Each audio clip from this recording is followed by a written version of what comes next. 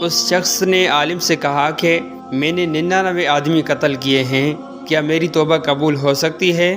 اس راہب نے کہا نہیں، تمہاری توبہ کبھی قبول نہیں ہو سکتی۔ پس اس شخص نے اسے بھی قتل کر دیا اور اس طرح اس نے 100 آدمیوں کے قتل کی تعداد مکمل کر دی۔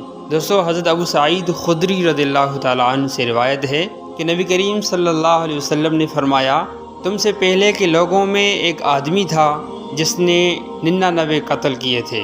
پس اس نے لوگوں سے سب سے بڑے عالم کے بارے میں دریافت کیا تو اسے ایک راہب پادری کے بارے میں بتایا گیا۔ پس وہ اس کے پاس آیا اور کہا کہ میں نے 99 آدمی قتل کیے ہیں، کیا میری توبہ قبول ہو سکتی ہے؟ اس راہب نے کہا نہیں، تمہاری توبہ قبول نہیں ہو سکتی۔